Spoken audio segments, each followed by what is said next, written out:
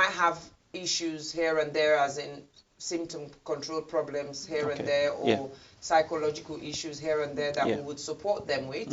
However, they go back to living normal life. So going back to your question, how does it feel going to work every day? Yes. Every day is a new day. That's why I enjoy my job. Every day is different. It's a different day. And you're met with different challenges and opportunities and abilities to make yourself better and make a difference in somebody else's life. So every day is a good day. Wow. So with all these your qualifications, what's the next step? Are you gonna top it up? Well, I'm thinking about it. What's that? Well, maybe I'll look into doing a PhD or something. Wow. I'm considering going back into medicine. So I don't So know. you love studying?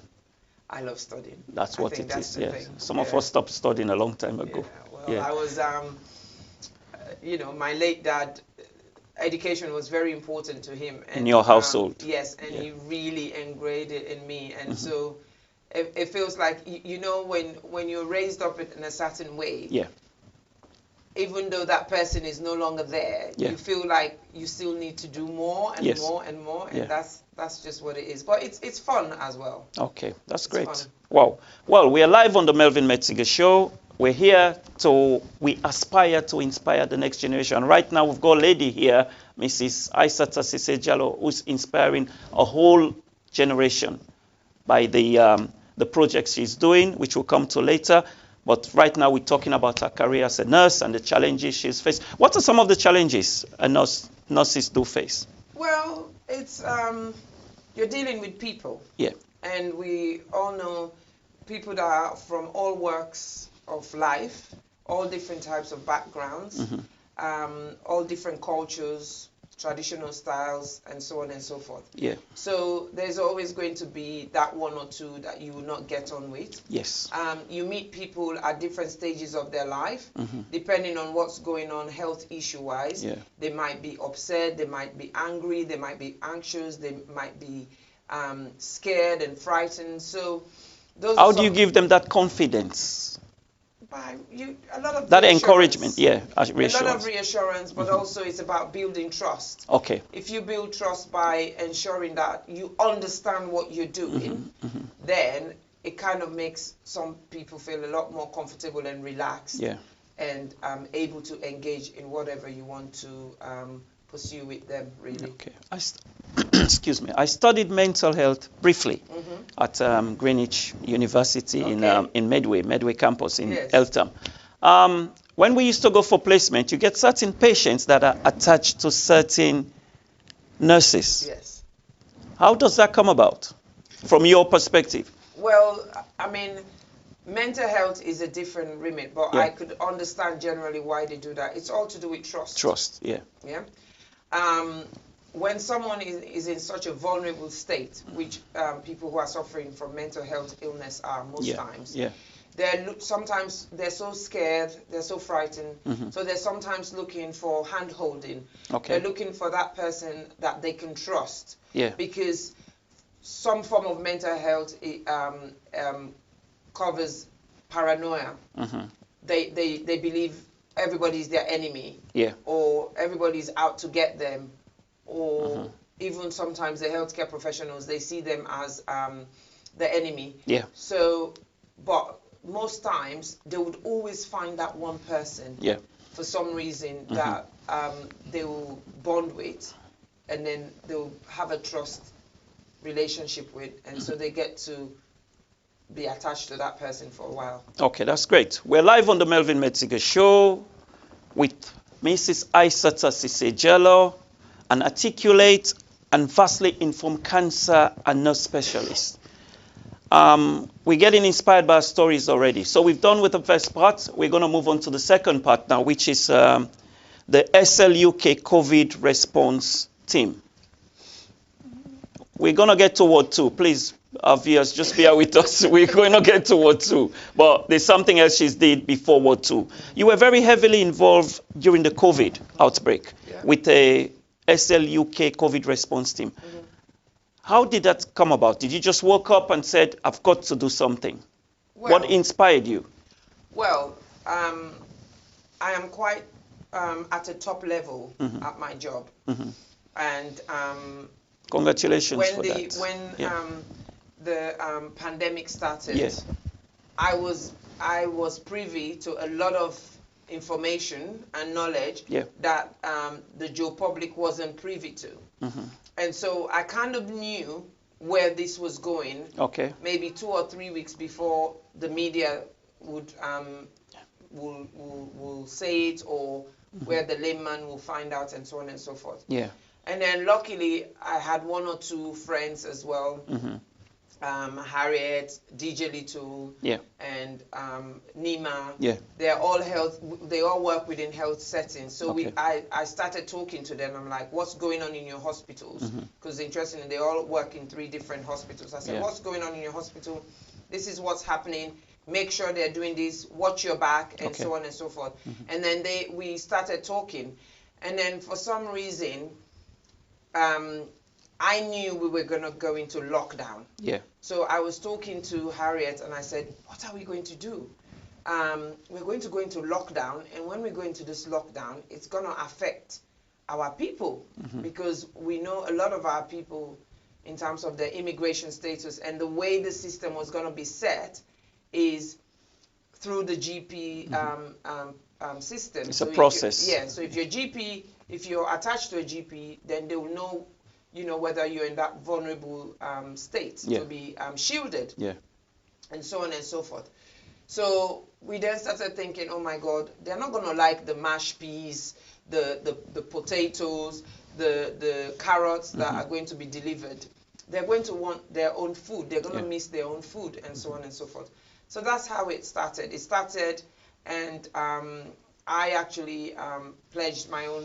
I actually started with my own money, and Harriet as well. And then we just started, and we, simultaneously speaking to T-Boy at Sierra Gem Media, speaking to DJ Little, speaking to Nima, and then we just went live and started inviting people, and it was public. It was a public invitation. We went out public and said, look, this is what we think we're going to do. If you're interested, please come on board. So that's how it all started. But I think at that time, a lot of people wanted to join in, but I think they had reservation of the COVID thing. Yes. Yeah, you had that challenges as well. Yes. So you didn't have as many people as you would have liked to. Well, actually, or you had enough? I had enough. I actually turned down a lot of people because I was also very, very, very particular about making sure the right people came for the right reasons. Okay.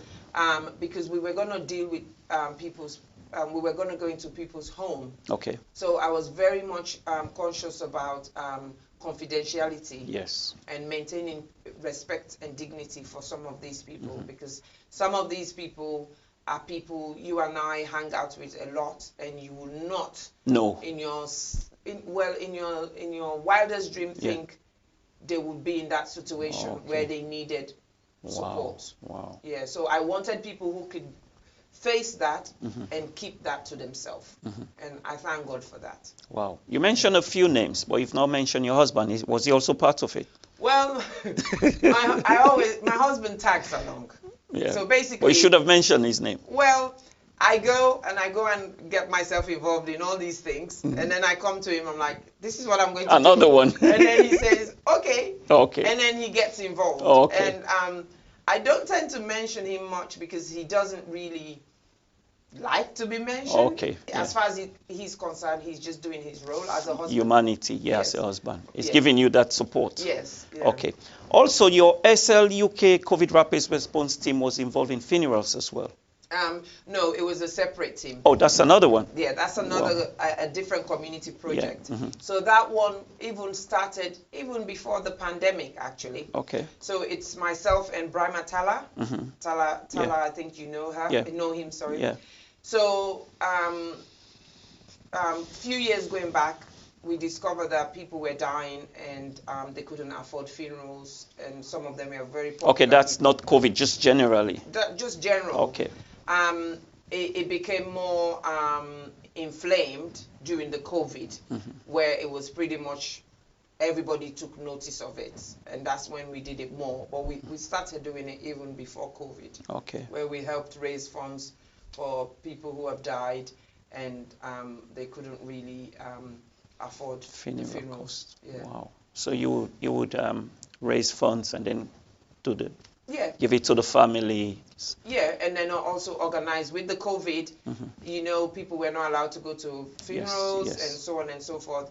So did you attend some of those funerals? Oh, I attended many of those funerals. You know, I attended many of those funerals. And so there came the innovation where Sierra Gem started doing the live Zoom. Yeah.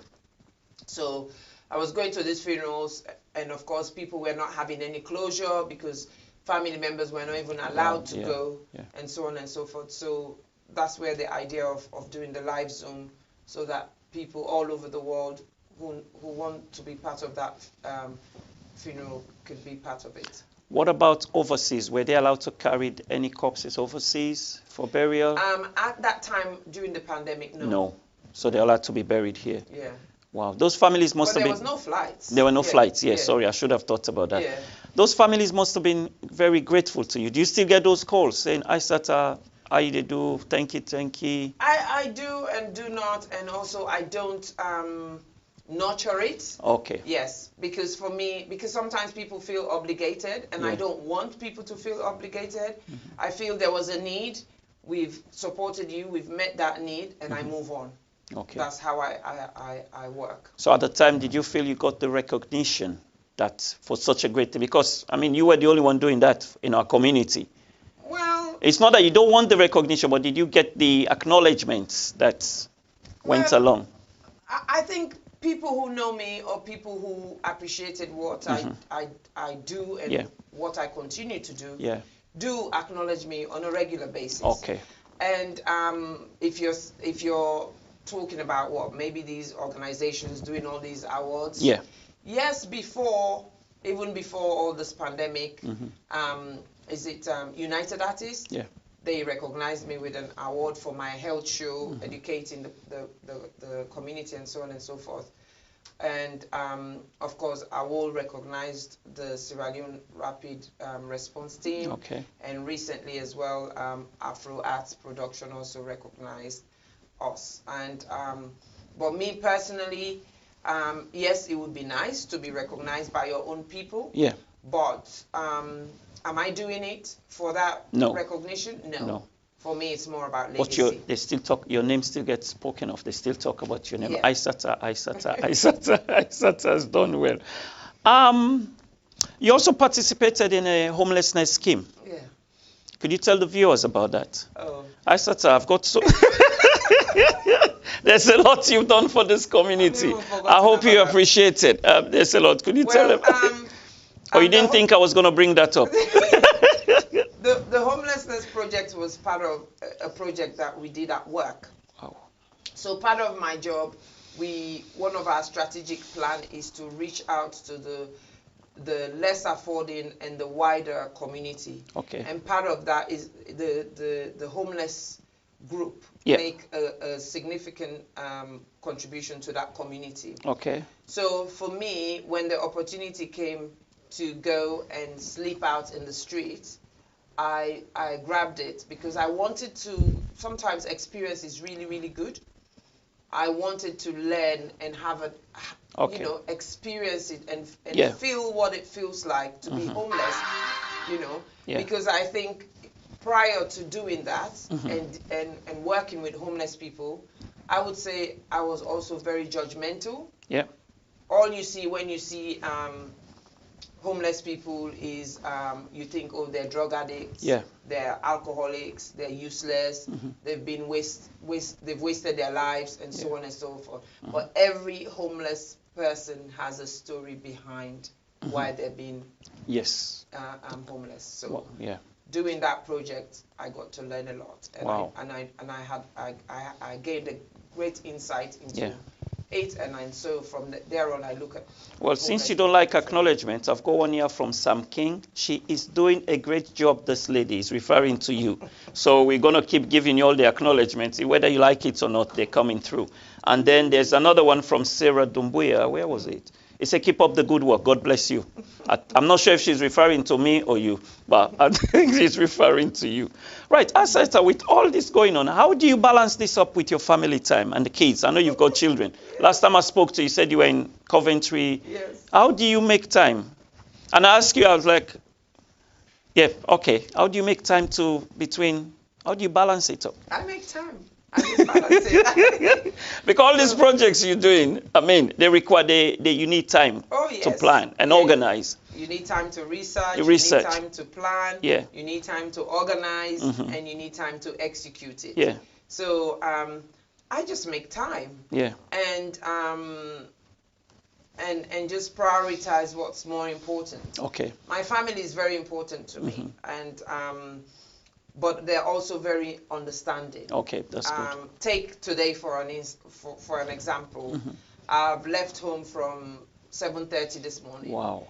Got to work, and then from work, stopped somewhere, picked up some donations for the Wellington fire that I'm going to ship, and then went home. Oh, you're involved in that? That's another project as well.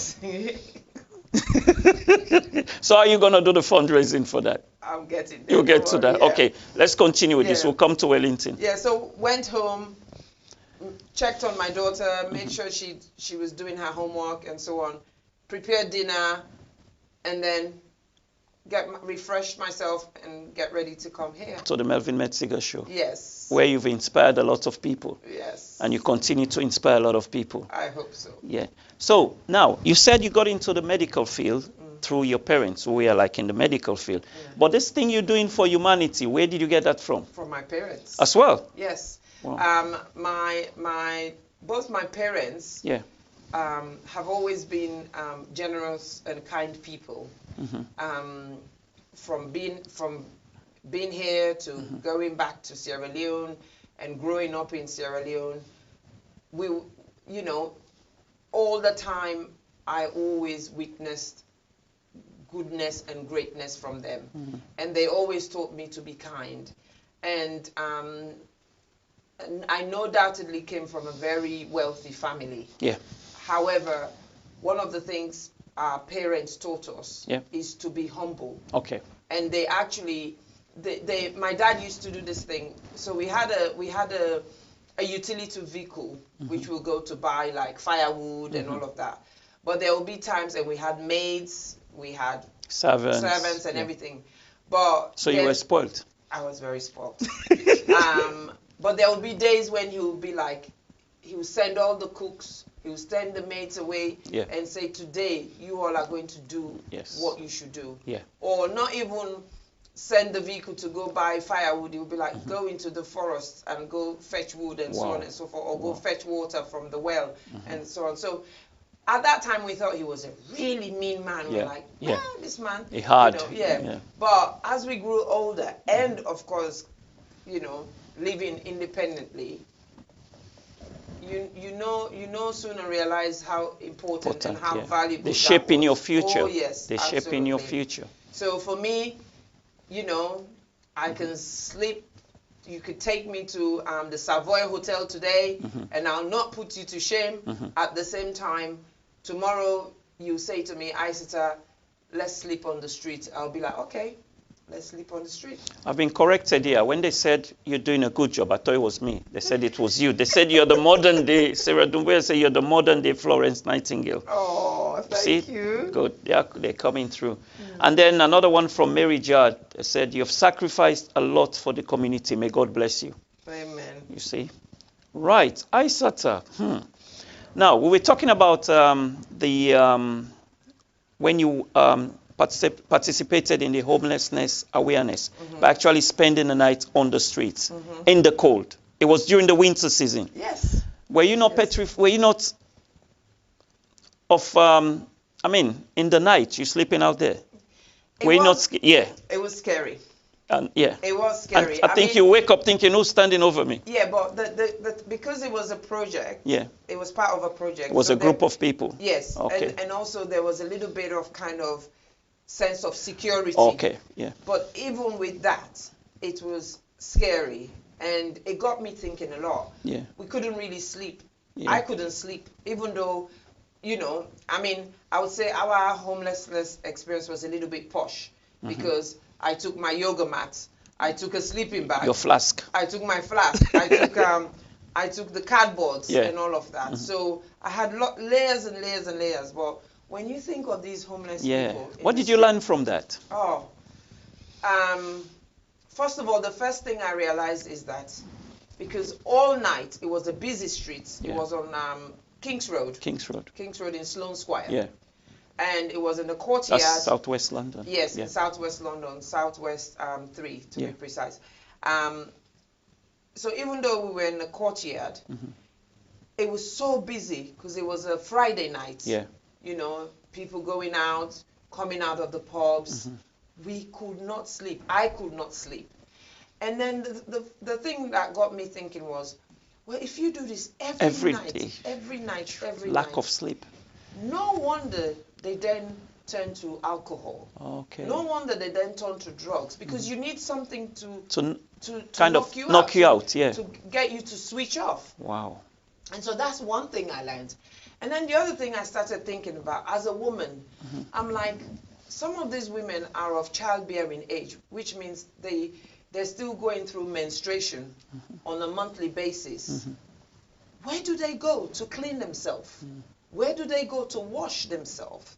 And so on and so on. I mean, we had all of that because, like I said, it was a controlled and organized project. Yeah. But I was thinking about all these people. Where did they go?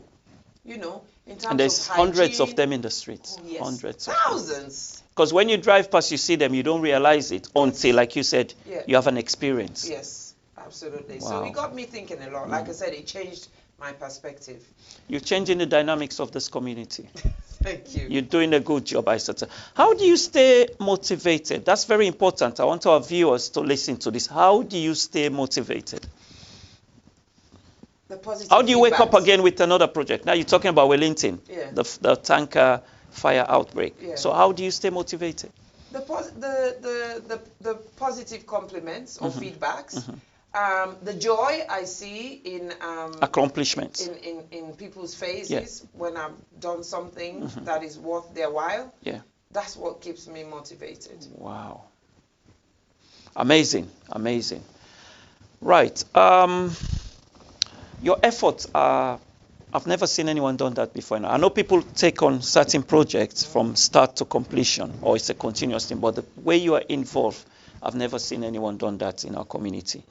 Yeah, and you've got a high support, you've got a high respect from the community. I've heard what people have said. Even when they saw your flyers, I had a few calls. Yeah. I will not tell you their names. They're like, oh, Isatta they try. Oh, Isatta they do well. Isatta. Listen, we're live on the Melvin Metzger show with Isatta Sisay-Jalloh, who's a clinical nurse specialist and a palliative care, and she serves as deputy head of services at a local hospice in London. What does it mean to be the head or deputy head? Well, you just delegate or you are involved? I'm a head. Yeah, you're the head. So I'm a joint head. Yeah. So it's so I have about 30 people that I manage. Are you directly involved now or you're just delegating? Oh, I do still maintain hands-on. Hands-on, yeah. Yes. So I would say 50-50. 50 clinical, 50 managerial. Okay. How do you find it? It's amazing. It's fulfilling. You're just so relaxed with all these things you're doing. But that's good. That's good. That's good. Please send your questions in. We're live with Mrs. Isatta Sisay-Jalloh. Send your questions in. She's a health advocate, and she's doing a lot for the community. Right, now we're going to move on to the next section, which I think everyone's been waiting for. We're going to move on to Ward 2 at the Connaught Hospital. Yes. Right, so we're going to digress a bit from your career and from your other things to the Ward 2. Tell us, you woke up one day, this is my favorite line, you woke up one day and thought, let me do this. How did it start? How did it all started? Well, part of my health show and health promotion, that kind of led me to looking for what I can do more in terms of direct impact in Sierra Leone. Yeah. And then as I was doing that, I ended up on Ward 2.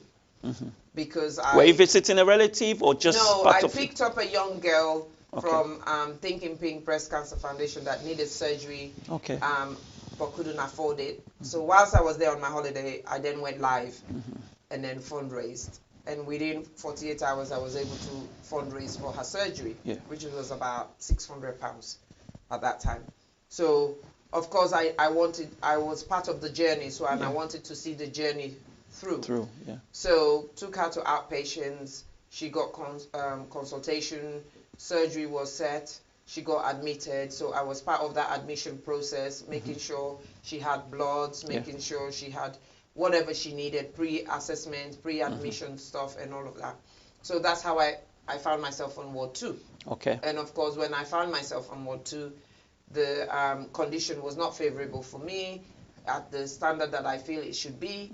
And so got talking to one of the oncology doctors, and then he dropped the idea of adoption. And that's how it all started. Right. Well, at this point in time, I think I'm going to ask our engineer to show us a few clips. I think he should have them ready. If he could show us a few clips, and then we can continue. Okay. Just to give the viewers an idea of where we're going.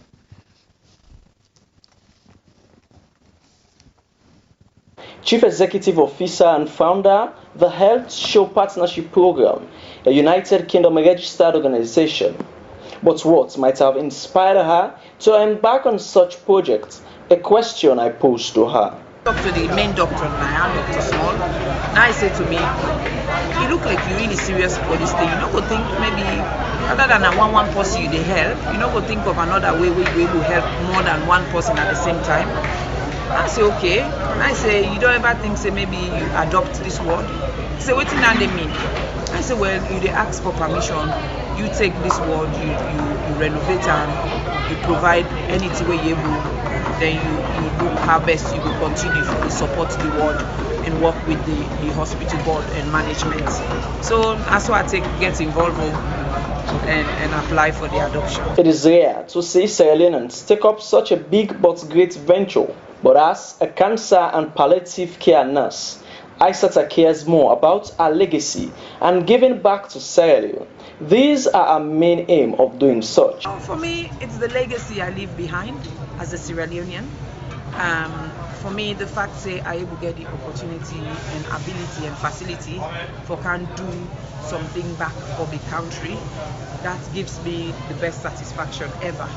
Remember, say, what happened to the country after the war? We suffer a huge brain drain. A lot of people then run away because of the war. So, and then people then they will run away, at least 90% of them not come again.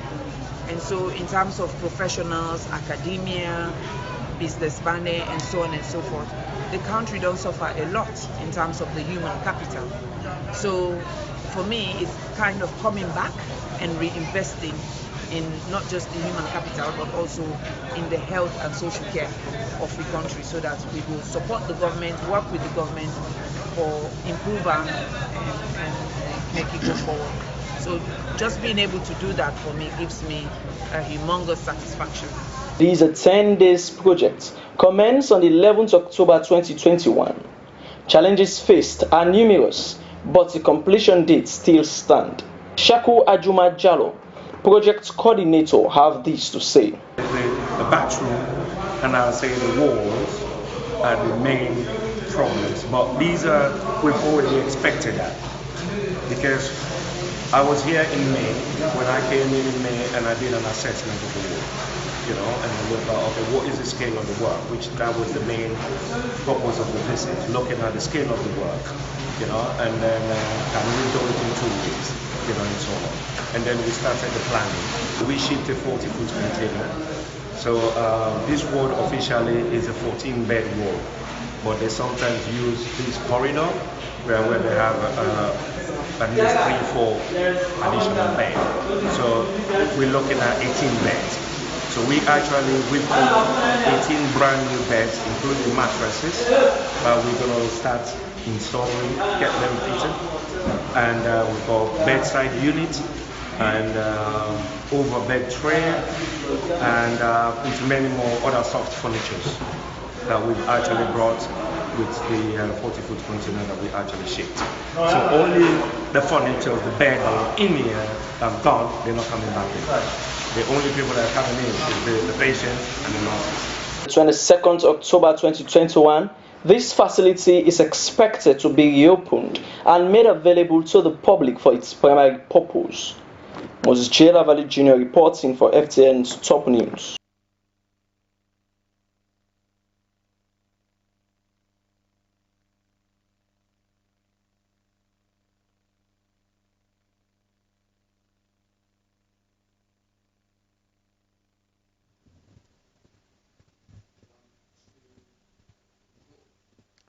Right.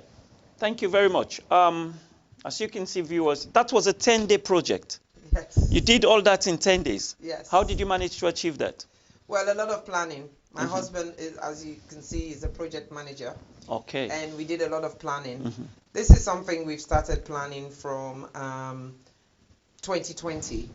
So whilst the pandemic was going on, we were planning. Okay. So a lot of planning went into it. A lot of planning. Yeah. And then you had to complete this before you come back to England. Yeah, well, basically, my husband had only 10 days annual leave left for this financial year.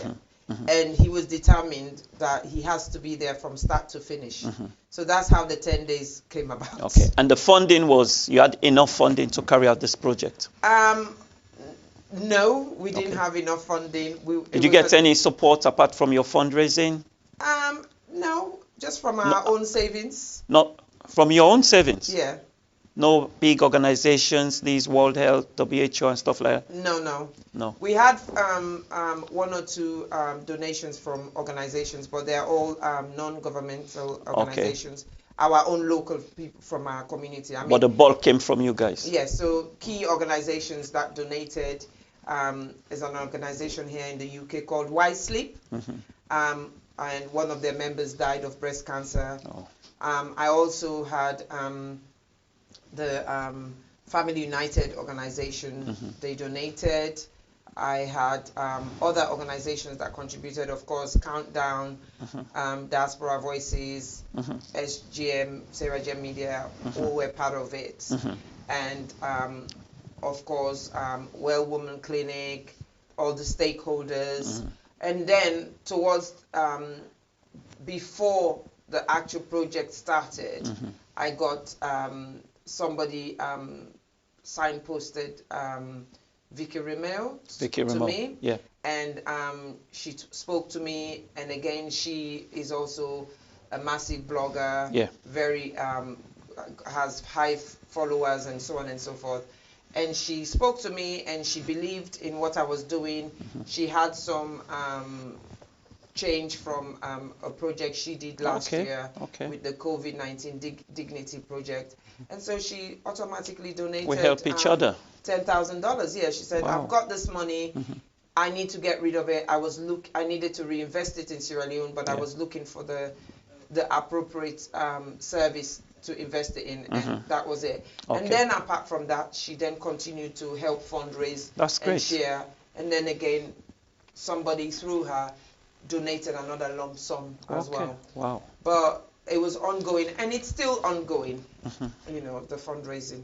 Right. We've also got some pictures, some photos. If our engineer could put up those photos so we can see the completion.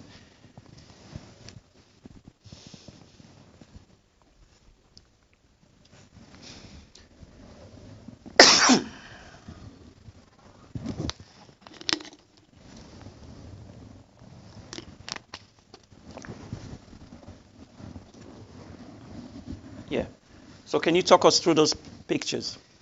Well, I think that's the sister's office. And those doors that are closed are actually, it's the staff room, the linen cupboard, as well as the consumables cupboard there. And as you can see, there's a water dispenser there, water filter. Again, that's all part of the ongoing service and support for the ward. To ensure that the patients don't need to worry about clean water. And likewise, the nurses or other staff that work there. So that's what you see there. How big is this ward too? It's quite a big ward. Originally, it was a 14-bedded ward, but it's now expanded because of capacity and needs. So it's now an 18-bedded ward. 18-bedded ward. Wow. Yeah, if we can That's a so that's refurbished toilet? Yes, that's refurbished toilet. A That's disabled toilet? Yeah. Yeah. You know, it's the patient's toilet. All painted? And that's the chemo unit. Okay. Now, that's my favorite bit. So that's the bit, you know, the organization that I said, Why Sleep? As you can see the plaque at the top. It's in memory of Mrs. Doreen Mengot. Okay. Yes, so she was a member of Why Sleep. Yeah, I know the husband. And so their donation was specifically towards building and sorting out this chemo unit, which is the first of its kind in Sierra Leone, I could proudly say. Wow. Prior to this, there was no designated space for cancer patients who had who needed chemotherapy as outpatients. They were all going on the ward, whether they're inpatient or outpatient, you wouldn't really tell the difference. Wow. So this is a designated side room that can accommodate 2 people at a time, but there's a very long corridor so they can have more people that can come for chemotherapy and so on and so forth. Okay. Right. Friends of Ward 2. Right. What does that tree illustrate? So this tree is basically about fundraising. Okay. It's about recognizing people who would make ongoing donation to Ward 2 so that we can manage and sustain it to a very good level. And so if you donate a significant amount, for example, £500 or $1,000 or an equivalent of 10 million leons, your name would be written there for a year. Or not everybody sometimes donates physical cash. Sometimes what people do in terms of sharing information and promoting my cause actually makes them as equally deserving to be on that tree. Wow. Yeah. That's great. Thank you, thank you, thank you. Wow. Yes. Again, this was one thing I was... Very tidy. Oh, yes. I was obsessed with this because, like I said, when I visited Ward 2 in 2019, there was no curtains around the beds. So there was no privacy. There was no dignity. There was no curtains around the beds. No curtains. So whether your dressing in was being done, whether you were naked, whether you were dying, it didn't really matter. As soon as you walked in, you can see it all. And so this is one of the things that I'm really proud of. Expensive, but proud of. But the other thing, like I said, investing in the human capital. All this fabric was bought in Sierra Leone from a local shop, and it was also made by a local tailor. Right. Thank you very much. Thank you, Mr. Engineer. Right. Isatta, are you currently doing fund? Congratulations on that. Thank you. Congratulations. Well done. Are you currently raising funds? Yes. Would you? I am always raising You're funds. always raising funds. Right. Would you like to tell the viewers how do they go about contributing to this? Well, as you know, all of this is done under the umbrella of the Health Show Partnership Program. What's the Health Show Partnership Program? I'm getting confused now. You got the Health Show, which we watch all the time. What's the Health Show Partnership Program? So the Health Show Partnership Program, it's actually the community interest corporation that is registered with the Customs House here in the UK, which means it's got a business side of it as well as a charity arm to it. So I can do business and reinvest the money into the charity arm of the organization. So the Health Show is an arm of the Health Show Partnership Program, which delivers health and well-being information. So if somebody wants to make a donation, we have a bank account, and I've got a website. They can go on my website. What's the website? It's the Health Show Partnership. The Health Show Partnership. If they just Google that, it'll come up. If they Google my name, it will come up. It will come up. If they go on my Facebook page, or there's also Health Show page on Facebook, they can contact me through that. They can pay via PayPal as well. Again, that's just the healthshow.2@gmail.com. And like I said, it's ongoing. I'm constantly fundraising for one project or another, because I have a variety of projects. I've got big projects such as the Ward 2, and then I've got the smaller projects where helping people to pay for their treatments, or the other bit of the health show partnership program as well. I fund education. So at the moment, to celebrate my son and daughter's 18th and 13th birthday, I'm funding 10 children in Sierra Leone. Wow. Through their education, and there are various stages in terms of their education. Yeah, when I was doing my research, I saw you with some school kids. I wasn't going to talk about that. But please, you can contribute, or you can make a donation to the Health Show Partnership Program. Yeah. And you can go online, or you can contact Isatta directly. Isatta, at this point in time, myself, the host of the Melvin Metzger Show, and my wife would like to make a donation of £50. So after this show, we're going to make a donation, because you're doing a good cause and you're doing it for humanity. Thank you. It's not a selfish thing you're doing. It's to benefit others, or the people that are in certain situations. So I'm going to donate £50. Please make your donations to Isatta so that we can help her raise as much funds as possible. Thank you. Thank you very much for that. You're welcome. Right. When you were doing this project, what were the challenges? I know it's Freetown. I'm not going to say anything negative, but what were the challenges? Well, the challenges were really challenges you meet or face anywhere in the world. Okay. Really. Yeah. Because a lot of planning and organizing went into the project, because a lot of research went into it. So all the things that we learned a lot from past experiences. Okay. We learned a lot from talking to people, learning from their mistakes. And so because of that, we were able to minimize and mitigate a lot of the challenges others have faced. So in short, you know the ground. Yes. Yeah, it's not like somebody that's just gone there and say, I'm here to do this. Exactly. Okay. And also it's about bringing people along.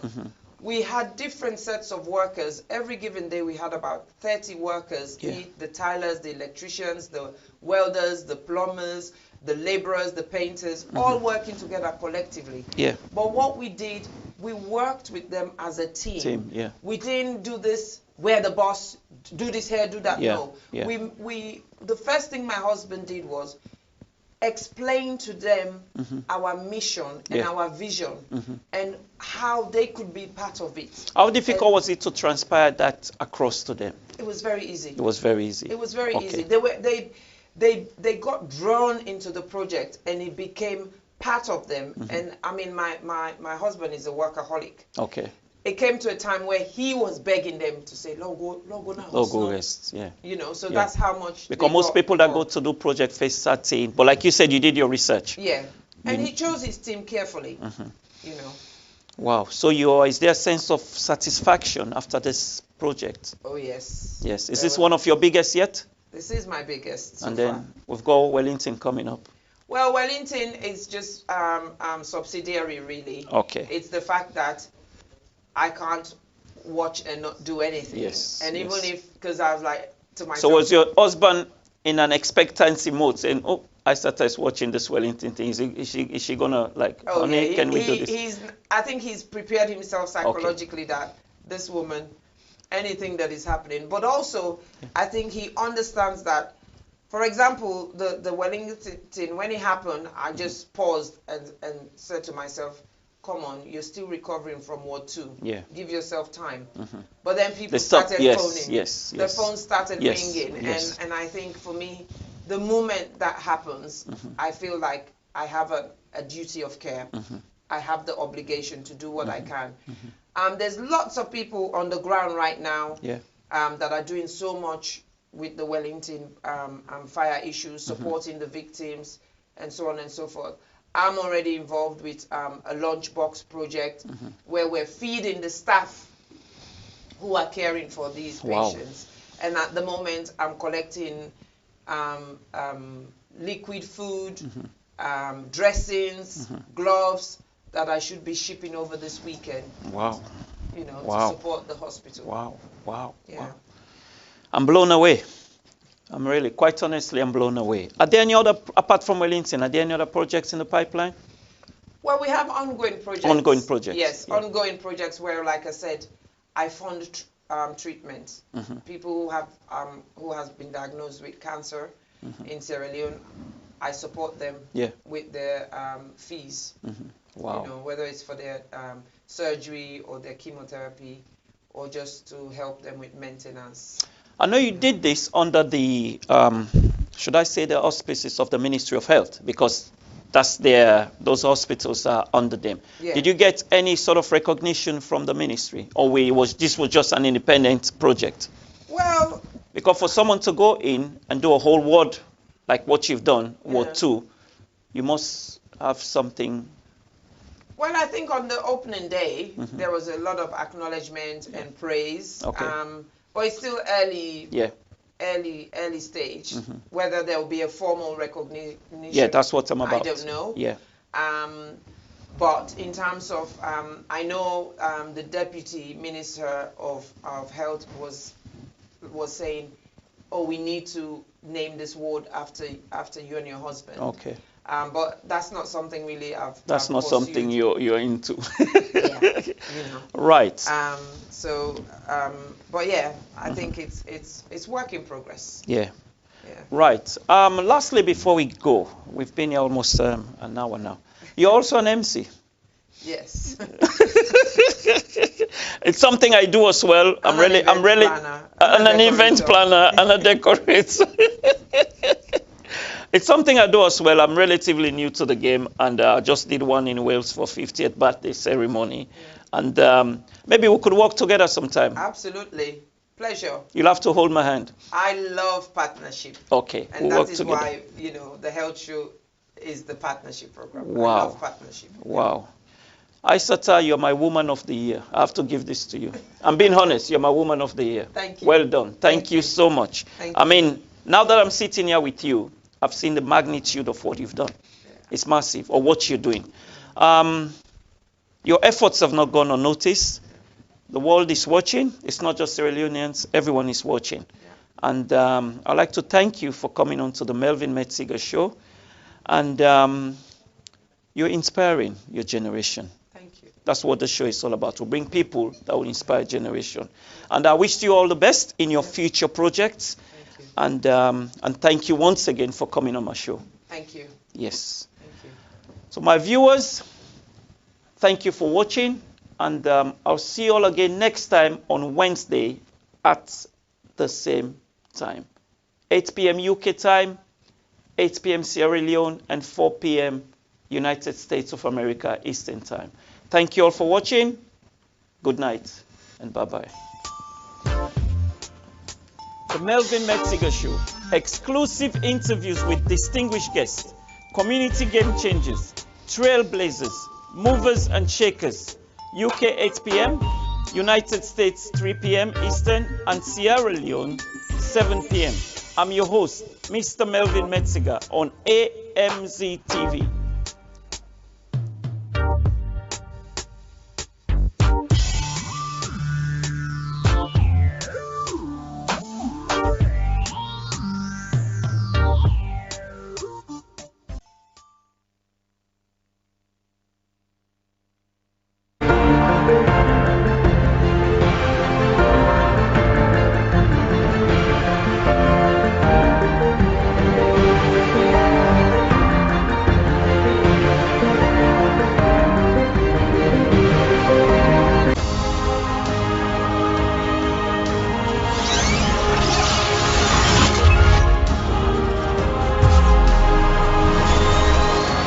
You are watching AMAZE TV.